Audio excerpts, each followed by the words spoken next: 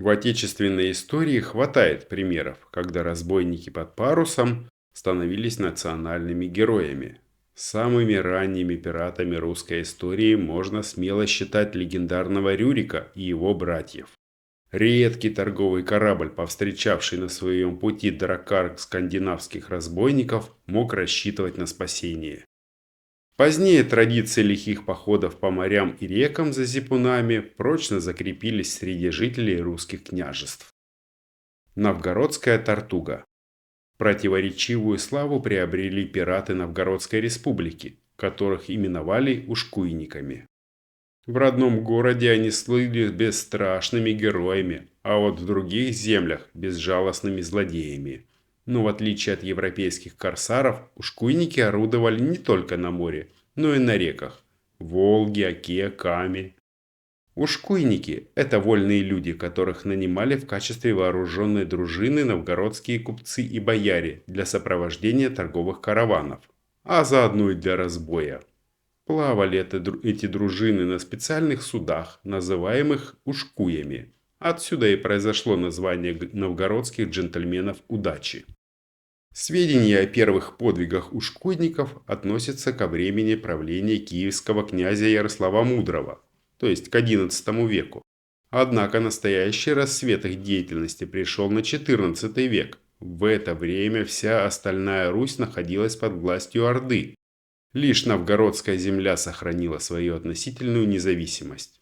В родном городе лихие молодцы чувствовали себя вполне безопасно.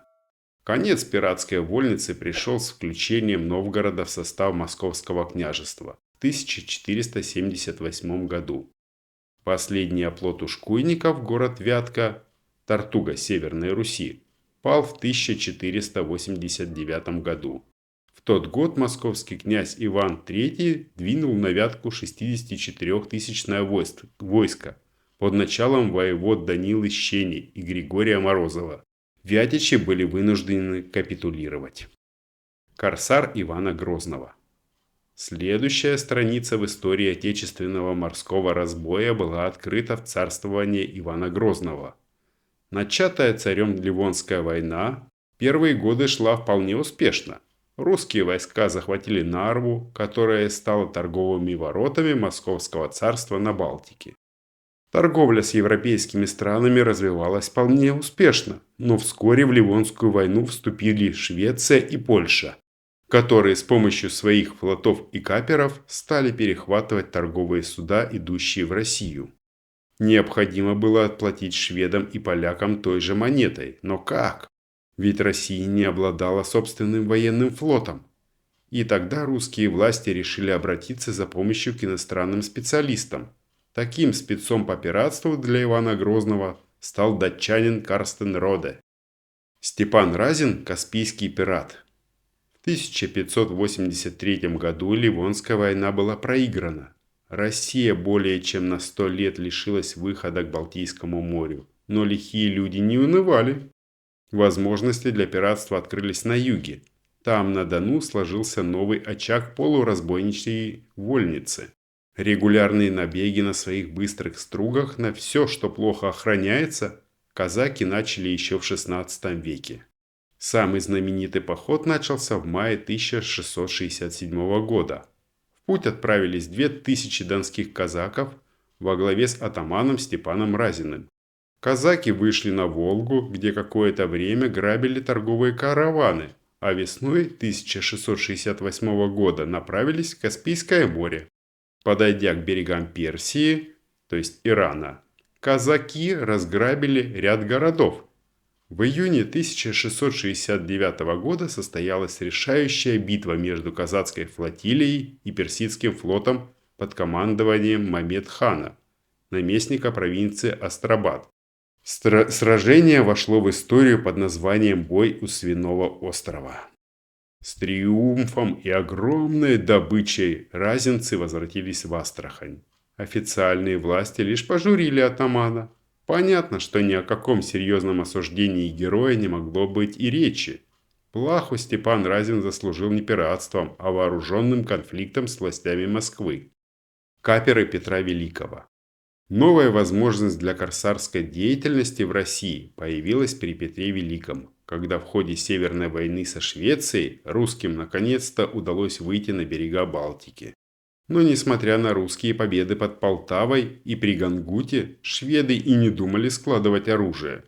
Поэтому было решено вновь вернуться к проверенным методам полуофициальной морской войны, а именно к каперству.